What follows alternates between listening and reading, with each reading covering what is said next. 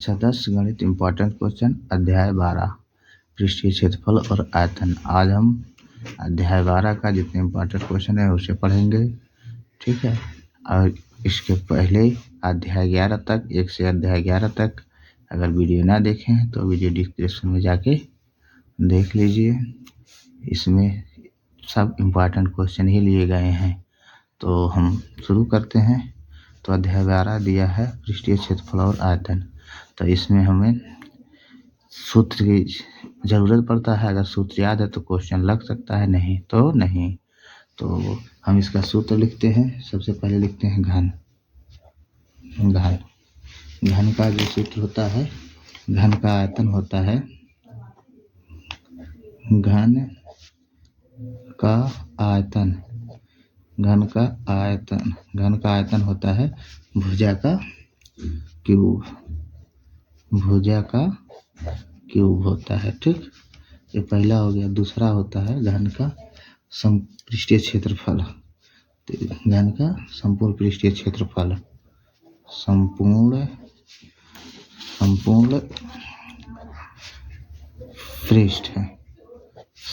पृष्ठ जो होता है घन का, वो होता है 6 गुणे भुजा का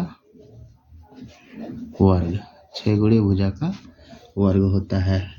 और वक्र पृष्ठीय क्षेत्रफल इसका होता है, वक्र पृष्ठीय क्षेत्रफल घन का, वक्र पृष्ठीय क्षेत्रफल जो होता है घन का, वो होता है 4 गुणे भुजा का वर्ग।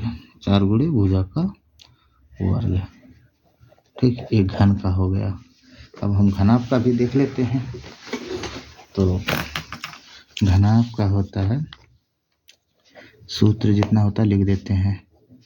घनाभ, तो घनाभ का पहला होता है, घनाभ का पहला सूत्र होता है आयतन। घनाभ का आयतन होता है घनाभ का आयतन होता है लंबाई गुणे चौड़ाई गुणे ऊंचाई। लंबाई गुणे चौड़ाई गुणे ऊंचाई, ठीक। ऊंचाई होता है। दूसरा होता है घनाभ का संपूर्ण पृष्ठीय क्षेत्रफल, संपूर्ण पृष्ठीय क्षेत्रफल। तो इसका घनाभ का जो संपूर्ण पृष्ठीय क्षेत्रफल होता है, वो होता है 2 गुणे लंबाई गुणे चौड़ाई प्लस चौड़ाई गुणे ऊंचाई प्लस ऊंचाई गुणे लंबाई, ठीक है। इसे आप शॉर्टकट में भी लिख सकते हैं या करके। 2 गुणे लंबाई को हम L से दिखाते, चौड़ाई को B से, तो 2 गुणे LB प्लस चौड़ाई को B से, ऊंचाई को H से दिखाते हैं, BH प्लस HL। ये हमारा सूत्र होता है। तीसरा है घनाभ का वक्र पृष्ठीय क्षेत्रफल। वक्र पृष्ठीय क्षेत्रफल, घनाभ का वक्र पृष्ठीय क्षेत्रफल होता है 2 गुणे लंबाई धन चौड़ाई इंटू ऊंचाई। लंबाई धन चौड़ाई इंटू ऊंचाई, ठीक। अब इसके बाद हमको गोला की जरूरत पड़ता है, तो गोला का भी सूत्र लिख देते हैं।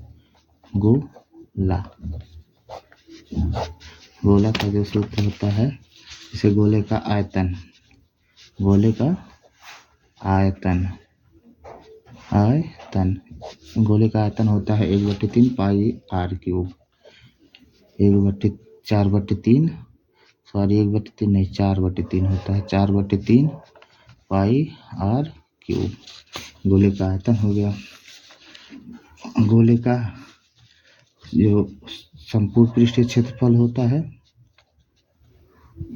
संपूर्ण पृष्ठीय क्षेत्रफल, गोले का संपूर्ण पृष्ठीय क्षेत्रफल होता है 4 पाई r स्क्वायर। इसी को हम वक्र पृष्ठीय क्षेत्रफल भी कहते हैं। इसी को हम वक्र पृष्ठीय क्षेत्रफल भी कहते हैं। वक्र पृष्ठीय क्षेत्रफल भी कहते हैं। ठीक है, इतना हो गया। इसके बाद आता है हमारा अर्धगोला।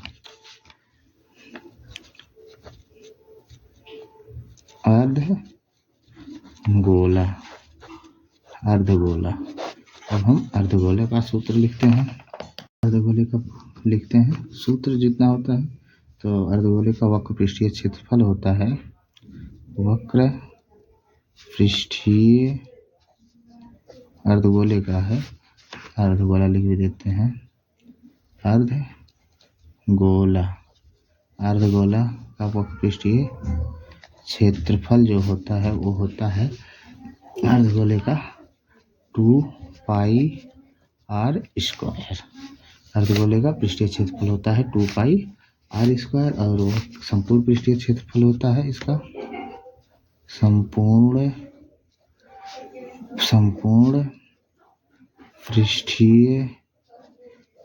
पृष्ठीय क्षेत्रफल। अर्धगोले का संपूर्ण पृष्ठीय क्षेत्रफल होता है 3πr²। ठीक है, 3πr²। और अर्धगोले का जो आयतन होता है, अर्धगोले का आयतन जो होता है, वो होता है 2/3πr³। अर्धगोले का जो आयतन होता है 2/3πr³। ठीक है, तो हमारा घन हो गया, घनाभ हो गया, गोला हो गया, अर्धगोला हो गया। अब बचा हमारा शंकु का। अब शंकु का जितना सूत्र होता है एक बार लिख देते हैं। शंकु का तो चलिए लिखते हैं। शंकु की जो तिर्यक ऊंचाई होता है, तिर्यक ऊंचाई का जो सूत्र होता है, शंकु की तिर्यक ऊंचाई, शंकु का तिर्यक ऊंचाई का जो सूत्र होता है उसे हम तिर्यक ऊंचाई को यल से दिखाते हैं। तो यल बराबर होता है अंडर रूट में h² प्लस r²। लिख देते हैं। जहाँ h बराबर ऊंचाई शंकु का है और r बराबर है शंकु की त्रिज्या। ठीक, शंकु की त्रिज्या है। और शंकु ये हो गया। शंकु का आयतन जो होता है लिखते हैं। शंकु का आयतन होता है 1/3πr²h। 1/3πr²h। और शंकु का बचा क्या, तिर्यक ऊंचाई हो गया, शंकु का आयतन हो गया, और बचा हमारा वक्र पृष्ठीय क्षेत्रफल। वक्र पृष्ठीय क्षेत्रफल, शंकु का वक्र पृष्ठीय क्षेत्रफल बराबर होता है πr यल। यल का मतलब तिर्यक ऊंचाई, r का मतलब त्रिज्या। ठीक है, और शंकु का संपूर्ण पृष्ठीय क्षेत्रफल होता है संपूर्ण पृष्ठीय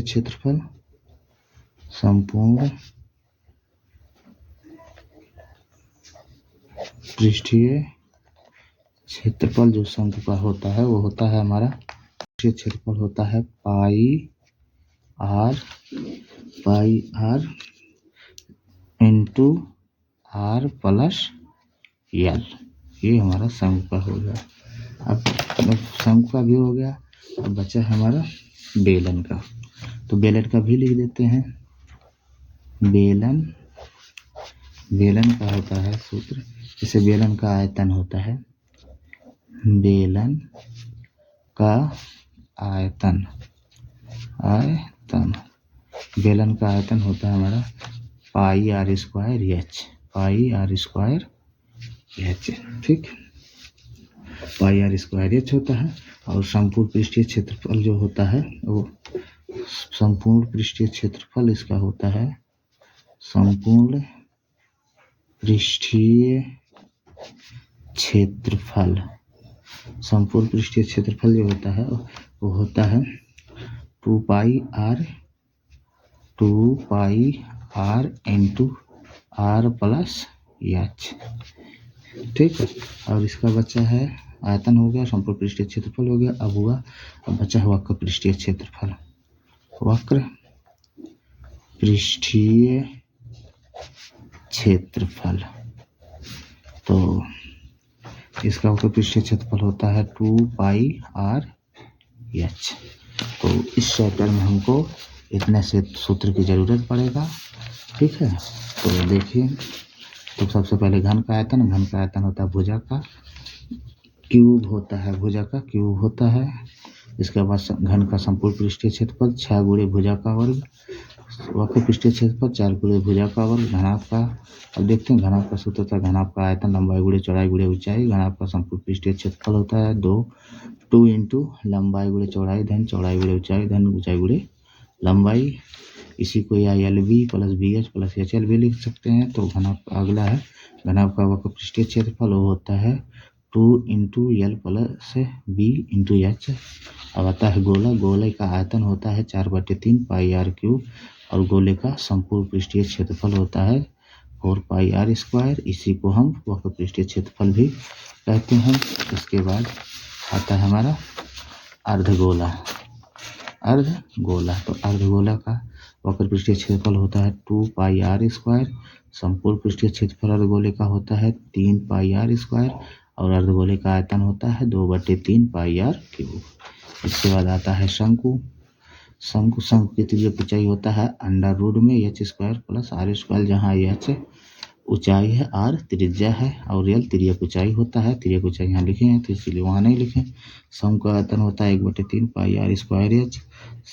शंकु का वक्र पृष्ठीय क्षेत्रफल होता है πrl। शंकु का संपूर्ण पृष्ठीय क्षेत्रफल होता है πr into r plus l। अब बचा हमारा बेलन, तो बेलन का आयतन होता है πr²h। बेलन का संपूर्ण पृष्ठीय क्षेत्रफल होता है 2πr into r plus h और बेलन का वक्र पृष्ठीय क्षेत्रफल होता है 2πr/h।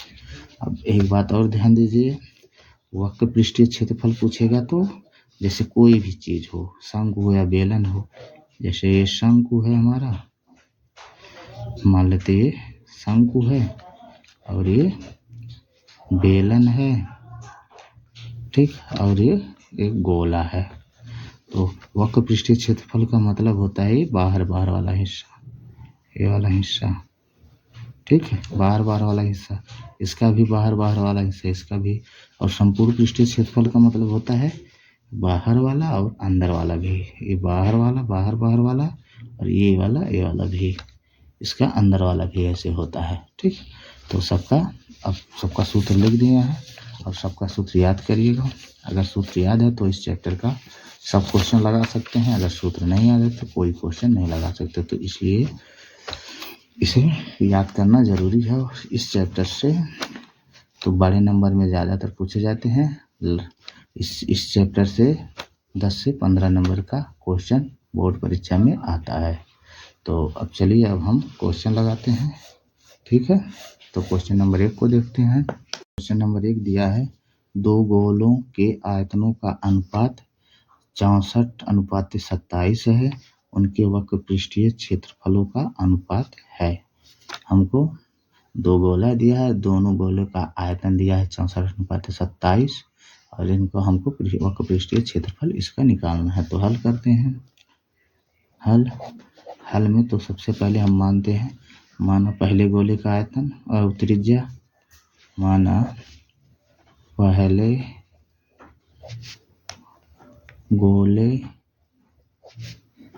की त्रिज्या, क्योंकि 2 गोला है तो त्रिज्या हम इससे त्रिज्या बराबर मान लेते हैं कैपिटल R और दूसरे गोले का त्रिज्या मान लेते हैं स्मॉल r।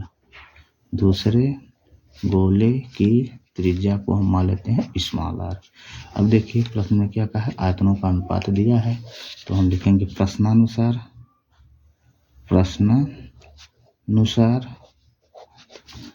पहले गोले का आयतन अनुपात दूसरे गोले का आयतन। तो लिखेंगे पहले गोले का आयतन अनुपात दूसरे गोले का आयतन बराबर दिया है 64:27। 64:27। तो इसी को हम बाटे में भी लिख सकते हैं। तो यार हम इसी को या करके लिखेंगे। तो पहले गोले का आयतन मतलब गोले का आयतन होता है हमारा 4/3 pi r cube. 4/3 pi r cube. तो पहले गोले की त्रिज्या माने कैपिटल आर, तो आर कैपिटल आर क्यूब लिखेंगे अनुपाते दूसरे गोले का आयतन। तो दूसरे गोले का आयतन हो गया 4/3 पाई दूसरे गोले की त्रिज्या माने स्मॉल आर माने है तो लिखेंगे स्मॉल आर क्यूब बराबर 64/27। ठीक। तो अब हम इसे अनुपात में लिख लेते हैं। तो हो गया 4/3 पाई आर क्यूब पूरक बटे 4/3 पाई स्मॉल आर है तो स्मॉल आर क्यूब बराबर में 64/27। 64/27। ठीक। तो इसे थोड़ा और सरल करते हैं। तो देखिए 4/3 सेम कटा, पाई से पाई कटा। अब बचा हमारा जो उसे लिख लेते हैं। तो बचा हमारा कैपिटल आर क्यूब बटे स्मॉल आर क्यूब बराबर 64/27। 64/27 इधर देखिए क्यूब है, उधर करेंगे तो घन हो जाएगा। तो आर बटे कैपिटल आर बटे स्मॉल आर बराबर अंडर रूट में 64/27। क्यूब है तो क्यूब यहाँ लगा देंगे। अब हम इसे खोल देते हैं। तो देखिए 64 को हम लिख सकते हैं 4 × 4 × 4 16, 4 चौक 16 चौक के 64। और इसको हम लिख सकते हैं 3 × 3 × 3। अब क्यूब है मतलब कर्नेल 3 है, तो यहाँ से हम 3 का जोड़ा लेके अंक को बाहर निकालेंगे। तो ये आएगा r/3 बराबर 4/3। ठीक। r/3 बराबर 4/3। ठीक। अब हमसे क्या पूछा है, हमसे पूछा है वक्र पृष्ठीय क्षेत्रफलों का अनुपात।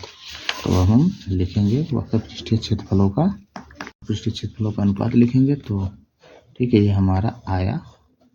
तो लिखते हैं वक्र पृष्ठीय क्षेत्रफल का अनुपात।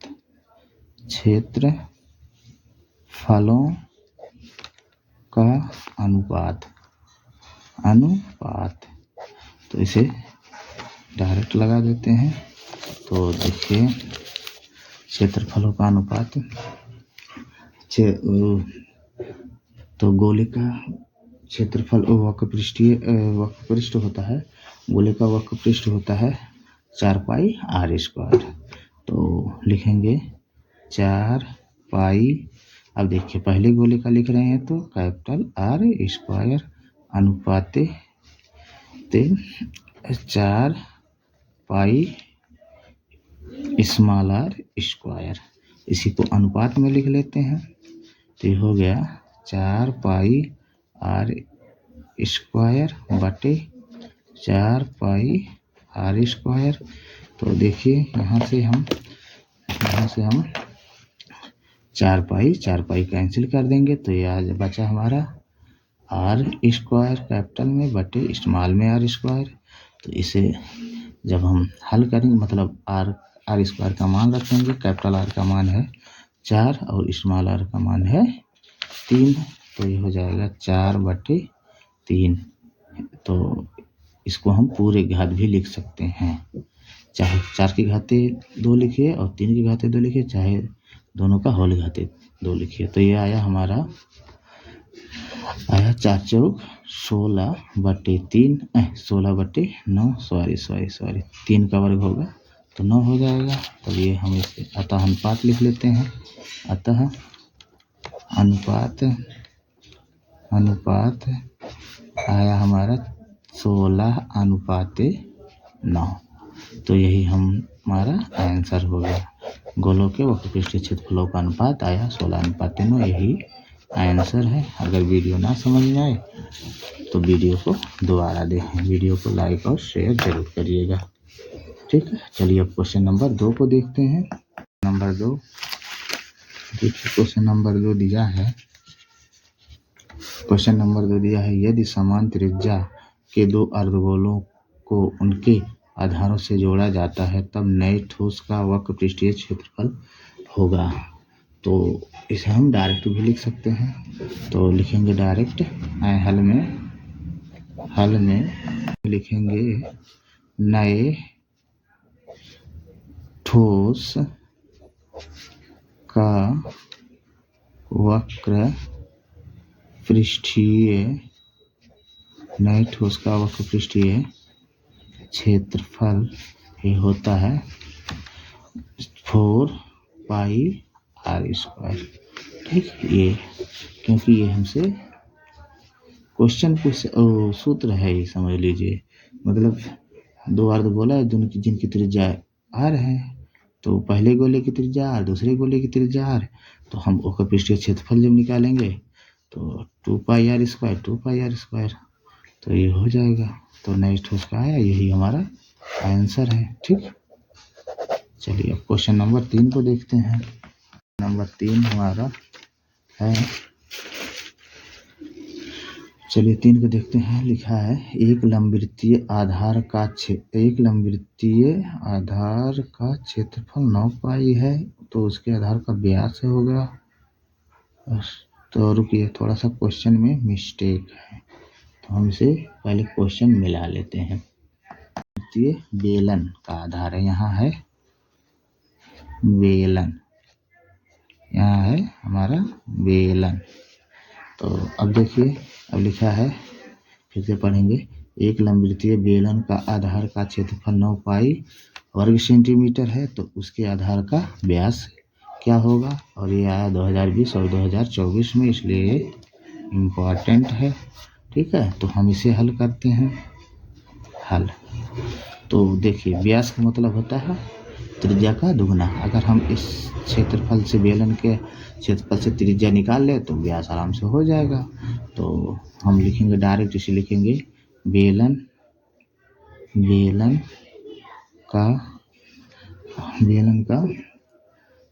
क्षेत्रफल, बेलन का क्षेत्रफल दिया है 9 पाई दिया है। बेलन का क्षेत्रफल दिया 9 पाई वर्ग सेंटीमीटर, तो ये हो गया। अब बेलन का जो हमारा क्षेत्रफल होता है वो होता है पाई आर स्क्वायर। तो बेलन के क्षेत्रफल के नीचे लिखेंगे पाई आर स्क्वायर, बराबर में दिया है 9 पाई। तो देखिए यहाँ से ये पाई कैंसिल हो जाएगा, क्योंकि बराबर के दोनों तरफ सेम चिन्ह वाले अंक है, तो कैंसिल हो गया। तो आर स्क्वायर बराबर आया 9, तो स्क्वायर को उधर करेंगे तो रूट में हो जाएगा, तो आर बराबर हो जाएगा √9। 9 का वर्गमूल निकालेंगे तो आएगा 3। तो हमारे त्रिज्या आ गया 3 सेंटीमीटर। अब हमसे क्या पूछा, आधार का व्यास। तो लिखेंगे आधार का व्यास, आधार का व्यास बराबर होता है 2 गुणे त्रिज्या का दुगना। तो लिखेंगे 2r, तो यहाँ से हो जाएगा 2 गुणे 3, तो आया हमारा 3 दूना 6 सेंटीमीटर में, तो सेंटीमीटर। ठीक, यही हमारा आंसर हो गया। ठीक, यही हमारा आंसर हो गया। तो क्वेश्चन नंबर 3 भी लग गया। अगर 3 भी लग गया, अब हम क्वेश्चन नंबर 4 को देखते हैं। चौथा को देखते हैं। क्वेश्चन नंबर 4 दिया है 1/2 सेंटीमीटर व्यास वाले किसी ठोस अर्धगोले का संपूर्ण पृष्ठीय क्षेत्रफल कितना होगा। ये आया है हमारा 2023 और 24 में। तो हमको व्यास दिया है और इसका संपूर्ण पृष्ठीय क्षेत्रफल पूछा है, तो हम इसे हल करते हैं। तो हल में जो दिया उसे लिखते हैं। तो अर्धगोले का व्यास दिया है, अर्धगोले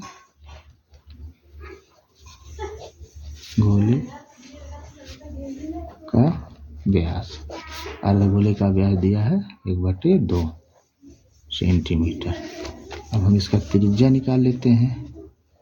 तो त्रिज्या r बराबर व्यास का आधा होता है त्रिज्या, हम इसे ये हो जाएगा 1/2 का 2 ये बराबर में हो जाएगा 1/4 सेंटीमीटर।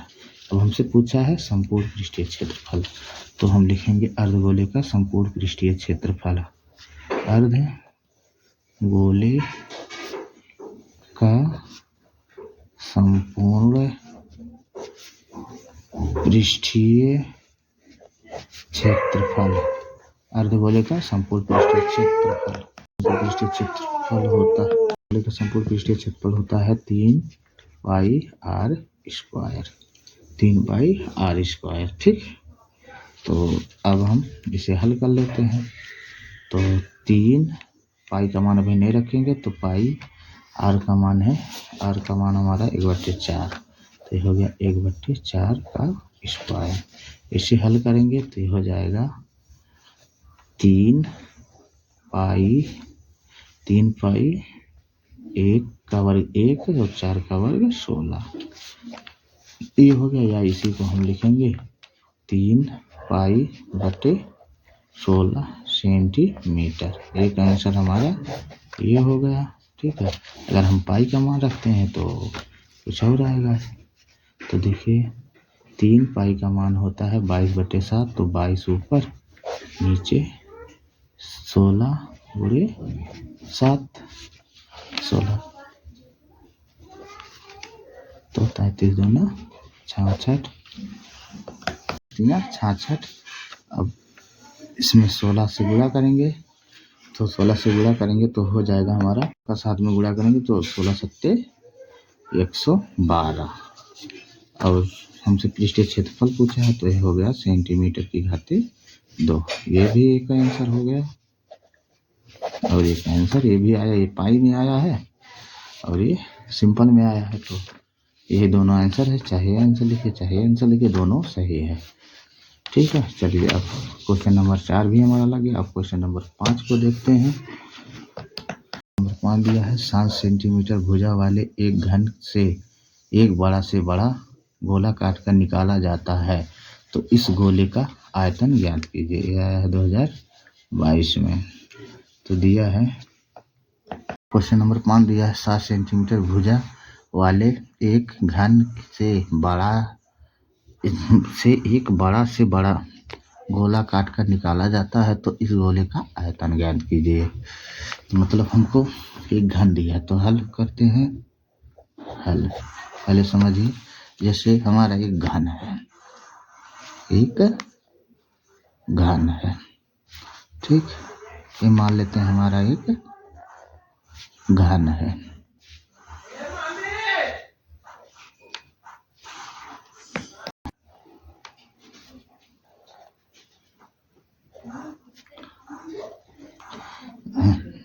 मान लेते हैं हमारा एक घन है, तो कहा है इस घन से एक बड़ा से बड़ा कितना बड़ा गोला, एक बड़ा से बड़ा गोला काट कर निकाला जाता। तो हम इससे बड़ा से बड़ा गोला इतना बड़ा काटेंगे, इसके भुजा के बराबर ना, इसके भुजा के बराबर एक गोला काटेंगे। इससे बड़ा होगा नहीं, क्योंकि इस घनाभ की भुजा के बराबर ही गोला बड़ा से बड़ा हो सकता है। उससे ऊपर जाएगा तो घनाभ से फाजिल हो जाएगा। तो मतलब ये घनाभ की भुजा के बराबर हम बड़ा से बड़ा गोला काट सकते हैं। तो 7 से भुजा दिया है घनाभ का, घनाभ बोल रहे हैं, घन का जो भुजा दिया वो दिया है 7 सेंटीमीटर। ठीक। घन की भुजा दिया है 7 सेंटीमीटर। तो हम कहने का मतलब ये है 7 सेंटीमीटर भुजा वाला एक घनाभ है, घन है, घनाभ बोलते हैं। 7 सेंटीमीटर भुजा वाला एक घन है, जिससे हम बड़ा से बड़ा गोला इसके भुजा के बराबर ही काट सकते हैं। तो इसका भुजा मतलब इसके भुजा के बराबर गोला है, अर्थात इस गोले का व्यास हो जाएगा 7 सेंटीमीटर। तो वही लिखेंगे। तो लिखेंगे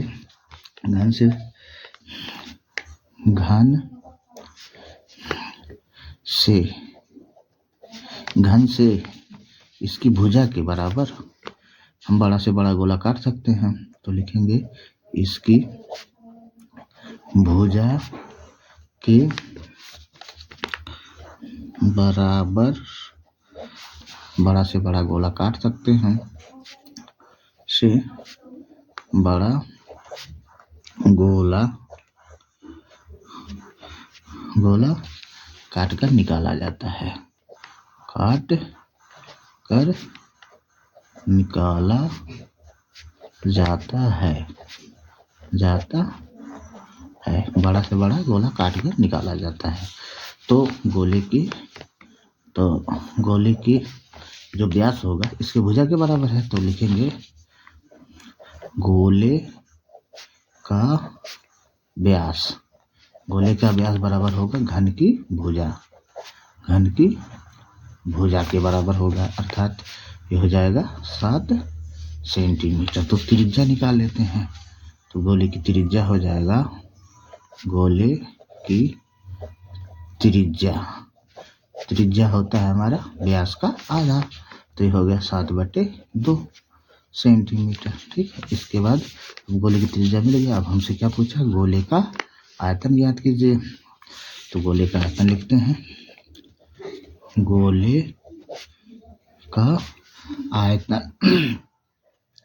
का आयतन होता है 4/3 पाई r क्यूब, 4/3 पाई r क्यूब। अब हम मान रखते हैं, तो हो गया 4/3 गुणे पाई का मान हम रखते हैं 22/7, पाई का मान हो गया r हमारा दिया है 7/2, तो घाते 3 है तो 3 बार लिख देंगे, 7/2 गुणे 7/2 गुणे 7/2, 7/2 गुणे 7/2 गुणे 7/2। अभी से हम हल कर लेते हैं, तो हल करेंगे, 7 से 7 कटा, 2 दूना 4, इस 4 से कटा, 11 दूनी 22।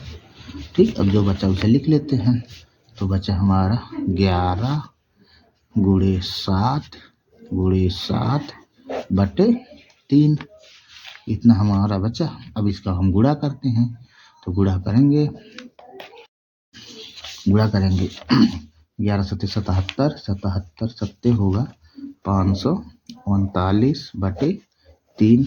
अब हम इसे काट देते हैं, तो काटेंगे तो ये देखिए 3 1 का 3, 2 हासिल इधर गया, 23 हुआ, तो 7 त्रिक 21, ठीक, 21 फिर 2 हासिल इधर गया, 29 हुआ, 9 त्रिक 27, बचा 2, दशमलव लगाएं, तो ये होगा हमारा 2 20 हुआ, तो हम लिखेंगे 5 3 15, 6 त्रिक 18, और 43 हुआ, 2 बचा, दशमलव लगाए, 20 हुआ, 6 त्रिक 18, फिर 6 त्रिक 18, मतलब इतने होगा, तो कट गया, तो ये हमारा आया 179.66।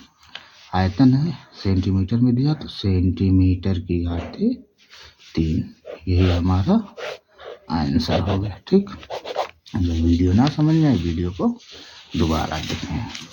चलिए, क्वेश्चन नंबर 5 भी हमारा 5 भी हो गया। अब क्वेश्चन नंबर 6 को देखते हैं। 6 को देखते हैं। 6 हमारा दिया है 2 घनों जिनमें से प्रत्येक का आयतन 64 घन सेंटीमीटर है के संलग्न फलकों को मिलाकर एक घनाभ बनाया गया, तो प्राप्त घनाभ का पृष्ठीय क्षेत्रफल ज्ञात कीजिए। तो इसे हल करते हैं। ये देखिए आया है 2019, 20, 22, 23, 24, इसलिए वेरी इम्पॉर्टेंट क्वेश्चन है। तो हल करते हैं।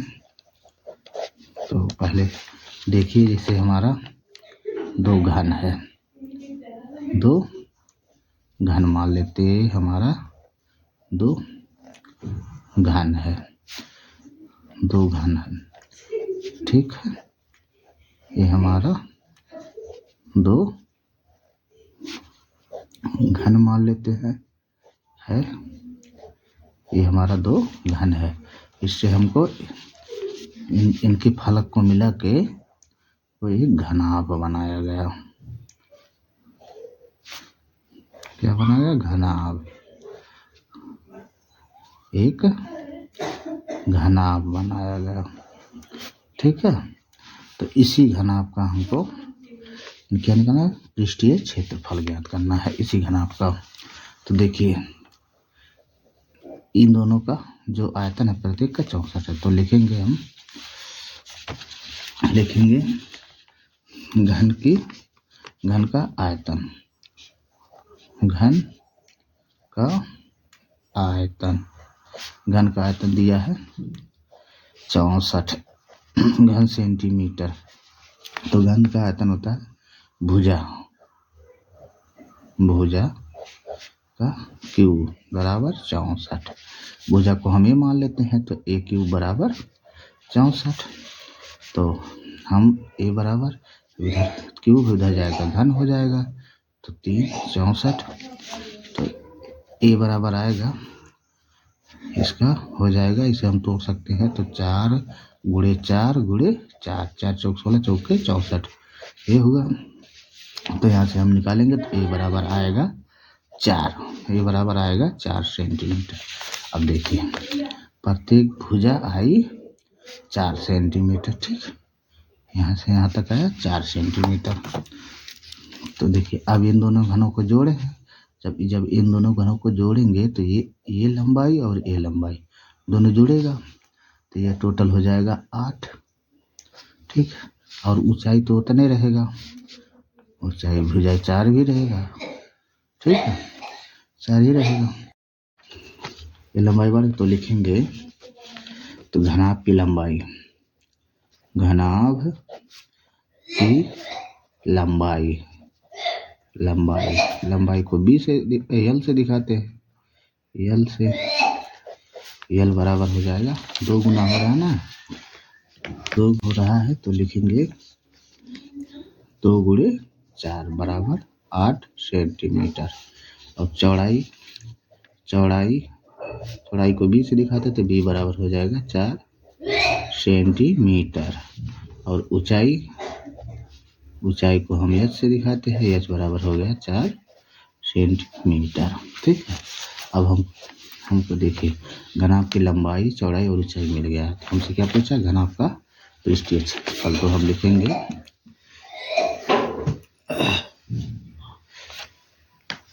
का पृष्ठीय क्षेत्रफल, घनाभ का पृष्ठीय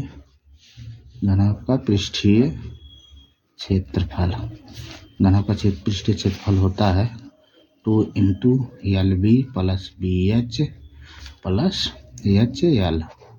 ठीक, HL। तो अब हम सबका मान रखते हैं, तो 2। अब देखिए L का मान हमारा आया है 8, तो ये हो गया 8। इसके बाद B है 4 प्लस B है हमारा 4, H है 4 प्लस H है 4 और B है L है 8। ठीक, अब इसी को हम हल कर लेते हैं। तो 2 गुणे 8 चौक 32 प्लस 4 चौक 16 प्लस 8 चौक 32।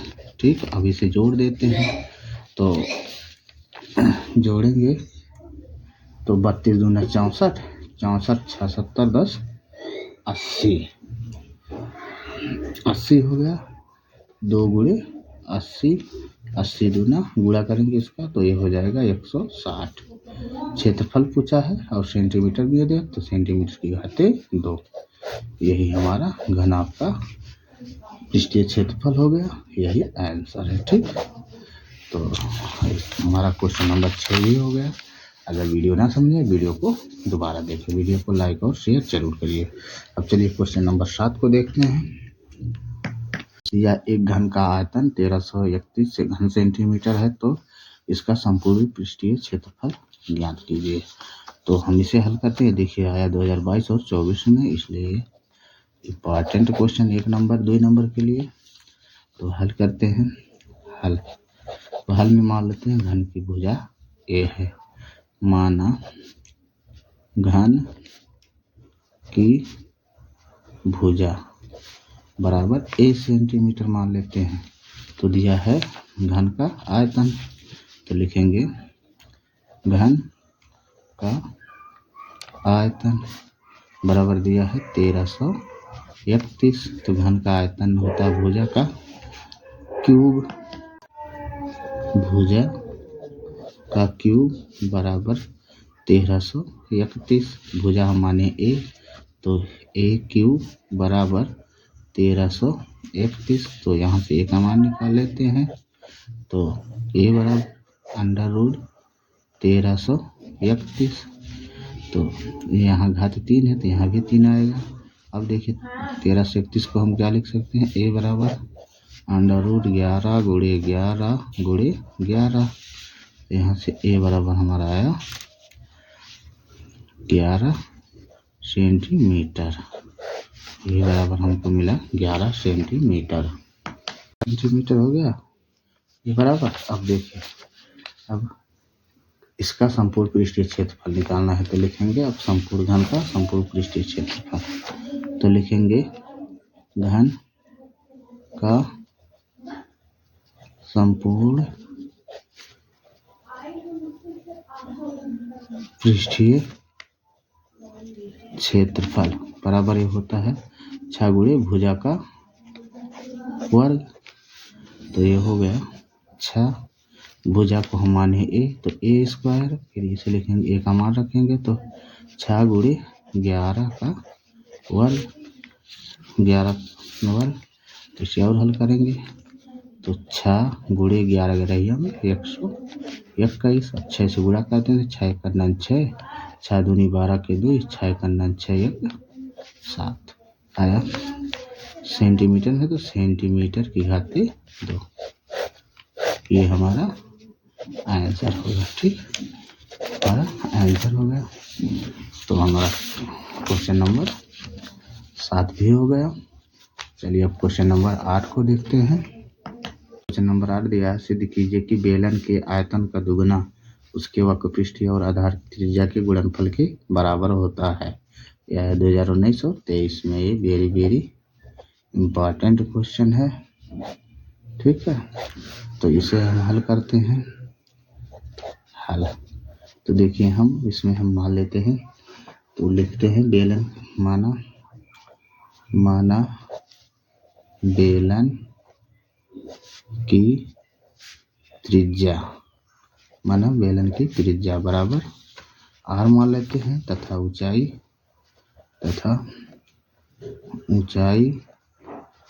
को h मान लेते हैं इस मान में। ठीक है, तो अब देखिए क्या कहा है, बेलन का आयतन लिखेंगे। बेलन का आयतन हमारा होता है पाई r स्क्वायर h। और इसके बाद क्या कहा है, बेलन का आयतन हो गया। इसके बाद क्या कहा है, वक्रपृष्ठीय क्षेत्रफल। तो बेलन का वक्रपृष्ठ होता है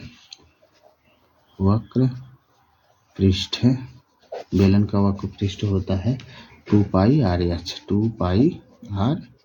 h। ठीक, अब देखिए क्वेश्चन में कहा है आयतन का उसके पृष्ठीय क्षेत्रफल और आधार की त्रिज्या के गुणनफल के बराबर होता है।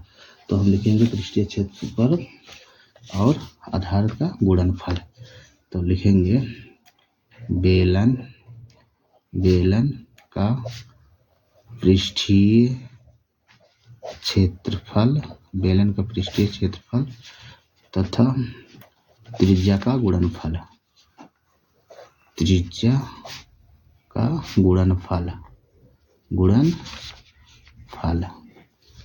है, यही हमसे कहा भी है वक्रपृष्ठीय और आधार की त्रिज्या का गुणनफल के बराबर है। तो ये हो गया। बराबर लिखेंगे बेलन का आयतन।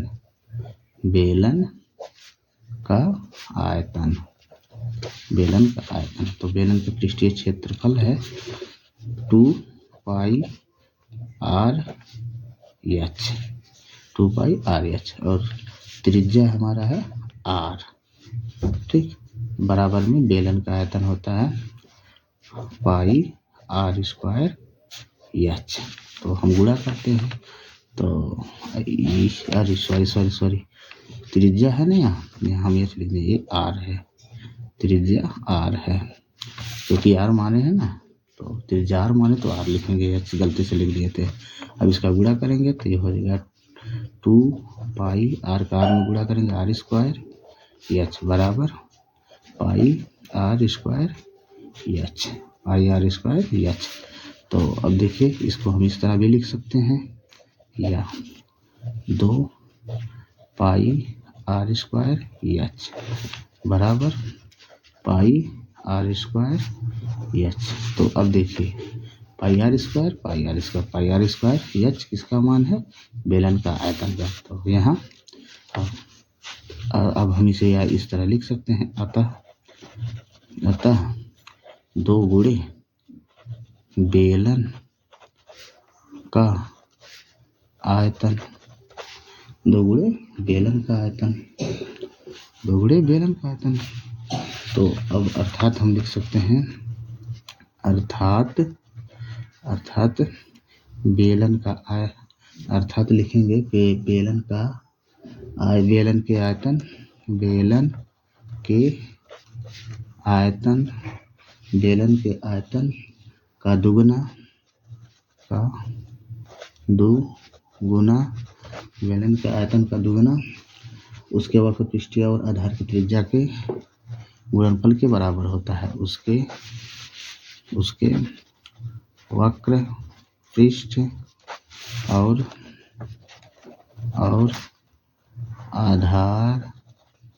आधार की त्रिज्या के गुणनफल के बराबर होता है, गुणनफल के बराबर होता है, बराबर होता है। ठीक है, तो ये हमारा प्रूव्ड हो गया। तो लिखेंगे हेंस प्रूव्ड। ठीक है, तो हमारा क्वेश्चन नंबर 8 भी हो गया। अब हम क्वेश्चन नंबर 9 को देखते हैं।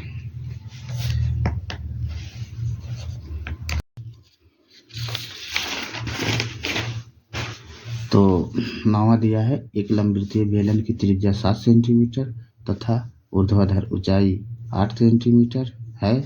बेलन का वक्र पृष्ठीय क्षेत्रफल ज्ञात कीजिए। आया 2022 और 2024 में। चलिए अब हम इसे हल करते हैं। हल में जो दिया पहले लिख लेते हैं। तो त्रिज्या हमको दिया है, त्रिज्या आर बराबर दिया है 7 सेंटीमीटर। ऊर्ध्वाधर ऊंचाई बोला है, तो अर्थात ऊंचाई को यच से मानते हैं, तो यच बराबर दिया है 8 सेंटीमीटर। ठीक है, लंबवृत्तीय बेलन का फिगर भी बना देते हैं। मान लेते हैं ये हमारा बेलन है, ये हमारा एक बेलन है। ठीक है, ये हमारा एक बेलन है जिसकी ऊंचाई दिया है हमारा टोटल 8 सेंटीमीटर और त्रिज्या दिया है 7 सेंटीमीटर। त्रिज्या दिया है 7 सेंटीमीटर। ठीक है, अब इसी बेलन का हमको वक्र पृष्ठीय क्षेत्रफल निकालना है। तो लिखेंगे बेलन का वक्र पृष्ठीय क्षेत्रफल, बेलन का वक्र पृष्ठीय क्षेत्रफल बराबर होता है 2 पाई आर एच। 2 पाई आर एच होता है। तो अब हम सबका मान रखते हैं। तो 2 गुणे पाई का मान होता है 22/7, आर का मान है 7 गुणे 7 और एच का मान है 8 गुणे 8। ठीक है, तो अब हम इसे हल करते हैं। देखिए 7 से 7 कैंसिल हो गया, तो 22 गुना 44 गुणे 8। अब इसका गुणा कर देते हैं। तो 8 चौक 32 के 2, 8 चौक 32, 3 35 आया हमारा 352। सब सेंटीमीटर में, तो सेंटीमीटर और क्षेत्रफल पूछा तो इसको आया। ठीक है, तो हमारा बेलन का वक्र पृष्ठीय क्षेत्रफल आया 352 वर्ग सेंटीमीटर। ये हमारा आंसर हो गया। जब वीडियो ना समझ में आए वीडियो को दोबारा देखें। चलिए अब क्वेश्चन नंबर हम 10 को देखते हैं। नंबर 10 हमारा है, एक 22 सेंटीमीटर लंबे 18 सेंटीमीटर चौड़े दफ्ती के टुकड़े को मोड़कर 18 सेंटीमीटर ऊंचा एक बेलन बनाया गया। इस प्रकार बने हुए बेलन का आयतन ज्ञात कीजिए। तो इसे हम हल करते हैं। तो क्या कहा है, 22 सेंटीमीटर लंबे और 18 सेंटीमीटर चौड़े दफ्ती को मोड़कर एक बेलन बनाया गया है। मतलब एक दफ्ती है, मान लेते हैं एक ये दफ्ती है, एक ये दफ्ती है जिसकी लंबाई है 22 सेंटीमीटर, जिसकी लंबाई है 22 सेंटीमीटर और चौड़ाई है 18 सेंटीमीटर। अब इसे मोड़ के हमको एक 18 सेंटीमीटर का बेलन बनाया गया। ठीक है, 18 सेंटीमीटर का बेलन बनाया गया है। तो इसी का हमको क्या निकालना है, आयतन निकालना है। तो हम लिखेंगे, तो सबसे पहले हम बेलन की इसका परिधि निकाल लेते हैं। तो लिखेंगे गत्ती का परिधि, लिखेंगे परिधि बराबर दिया हो गया कितना, परिधि मतलब जिसके पूरा लंबाई चौड़ाई होता है वो है 22 सेंटीमीटर। तो परिधि होता है 2 पाई आर बराबर 22। तो हम मान रखते हैं 2 गुणे 22/7 आर बराबर 22। अब देखिए 22 इधर गुणा में इधर जाएगा बटे में होगा, तो 22 से 22 कैंसिल। अब ये 2 गुणे में है उधर जाएगा बटे में होगा और 7 गुणे में उधर जाएगा गुणे में, और बटे में है 7 उधर जाएगा गुणे में होगा। तो आर बराबर हो जाएगा 7/2 सेंटीमीटर। आर बराबर आया 7/2 सेंटीमीटर। ठीक है, अब हमसे क्या पूछा, बेलन का आयतन पूछा है। तो हम लिखेंगे बेलन का आयतन, बेलन का आयतन। तो बेलन का आयतन होता है हमारा पाई आर स्क्वायर एच। ठीक है, तो एच भी हमको दिया ना, एच बराबर दिया बेलन का ऊंचाई 18 सेंटीमीटर। तो हम मान रखते हैं, तो 22/7 गुणे आर का मान है 7/2, तो इसे स्क्वायर है तो 2 बार लिखेंगे। 7/2 गुणे 7/2 गुणे एच का मान है 18, तो 18 लिखेंगे। ठीक है, इसी को और सरल कर लेते हैं। तो देखिए 7 से 7 कैंसिल, 11 दूना 22 और 2 9 18। तो हमारा बचा ये, उसे लिख लेते हैं। तो बराबर में बचा हमारा 11 गुणे 7 गुणे 9, 11 गुणे 7 गुणे 9 और बटे में कुछ नहीं बचा है। अब इसी को हम गुणा करते हैं, 11 7 77, 77 का जब 9 में गुणा करेंगे तो ये आ जाएगा हमारा 693 सेंटीमीटर में है तो सेंटीमीटर, और आयतन पूछा है तो सेंटीमीटर की घातीय 3। यही हमारा आंसर हो गया। ठीक है, अगर वीडियो ना समझ में वीडियो को दोबारा देखें, वीडियो को लाइक और शेयर जरूर करिएगा। ठीक है, हमारा क्वेश्चन नंबर 10 भी हो गया। क्वेश्चन नंबर 11 को देखते हैं। तो चलिए अब 11 को देखते हैं। तो क्वेश्चन नंबर 11 हमारा दिया है, एक शंख के आधार की त्रिज्या 3.5 सेंटीमीटर तथा ऊंचाई 12 सेंटीमीटर है। शंख की त्रिज्या की ऊंचाई ज्ञात कीजिए तथा शंख का आयतन ज्ञात कीजिए। तो इसे हम हल करते हैं। तो हल में एक बार फिगर बना देते हैं।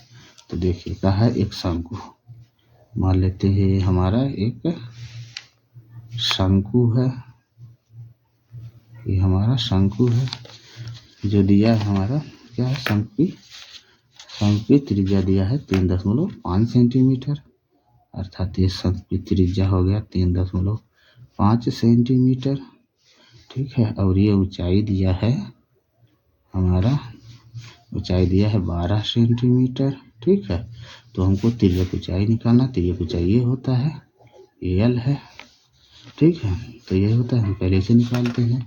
तो जो दिया है इसे हम लिख लेते हैं। तो लिखा है, दिया है हमारा शंकु की त्रिज्या, शंकु की त्रिज्या आर बराबर दिया है 3.5 सेंटीमीटर, और तिर्यक ऊंचाई दिया है, ऊंचाई है ना, ये ऊंचाई एच बराबर दिया है 12 सेंटीमीटर, ठीक है। तो हमसे क्या पूछा, शंकु की तिर्यक ऊंचाई।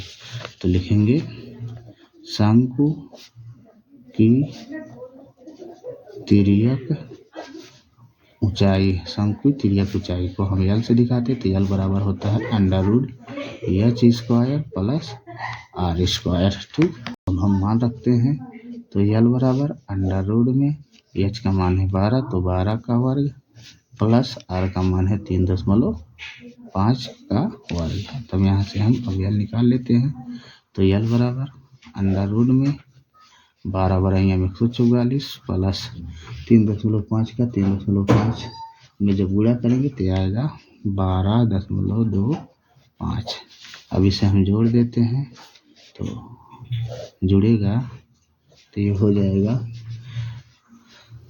156.25, 156.25। अब इसका वर्गमूल निकाल लेते हैं। तो एल बराबर हो जाएगा वर्गमूल इसका 12.5 सेंटीमीटर। ये हमारा तिर्यक ऊंचाई आ गया, ठीक, ये आंसर हो गया। अब दोबारा हमसे क्या पूछा है, शंकु का आयतन याद करना है। तो शंकु का आयतन हम निकालते हैं। तो लिखेंगे शंकु का आयतन, शंकु आयतन होता है 1/3 पाई r² h, 1/3 पाई r² h। तो अब मान रखते हैं 1/3, पाई का मान रखेंगे 22/7, आर का मान हमारा है 3.5 स्क्वायर, 2 बार लिखेंगे 3.5 गुणे 3.5, और एच का मान आया है 12 गुणे 12। अब इसे हल कर लेते हैं। तो हल करेंगे तो देखिए 3 से 3 चौक 12 कटा, 7 बचे 35.5 आया, 0.5 जीरो आगे लगा देते हैं। तो अब जो बचा उसे लिख लेते हैं।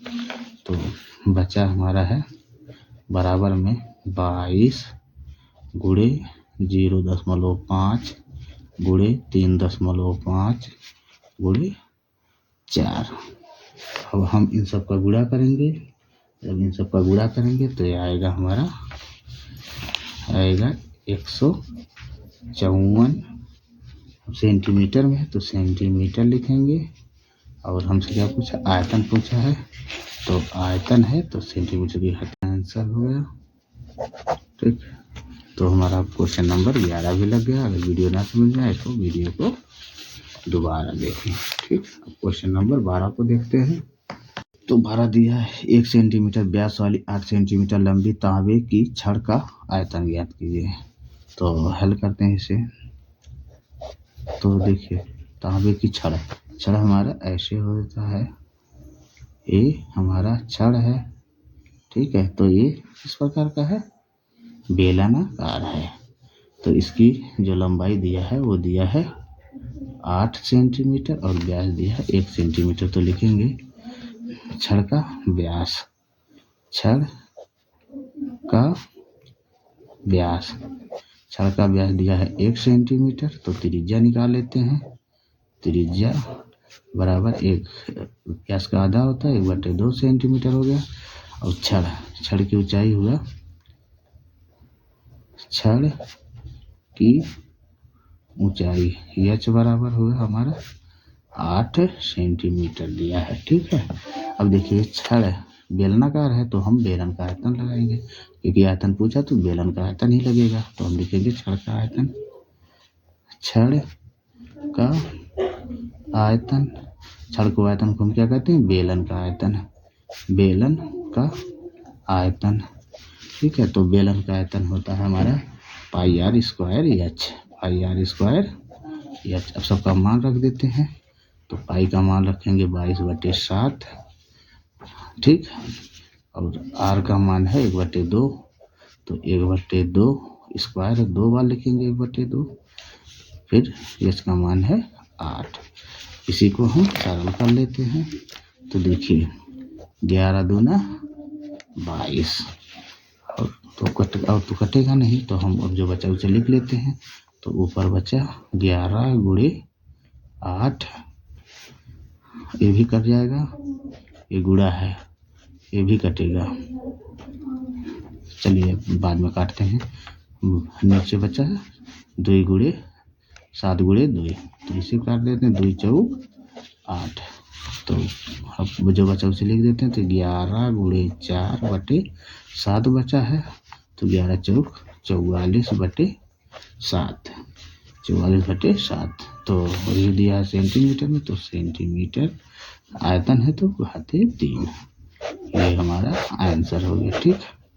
अगर वीडियो ना समझ में आए तो वीडियो को दोबारा देखें, वीडियो को लाइक और शेयर जरूर करिएगा। तो आज के लिए बस क्वेश्चन नंबर 12 तक ही पार्ट में। क्वेश्चन नंबर 13 से आगे जितने इंपॉर्टेंट क्वेश्चन है उसे लगाएंगे। तो चलिए ठीक।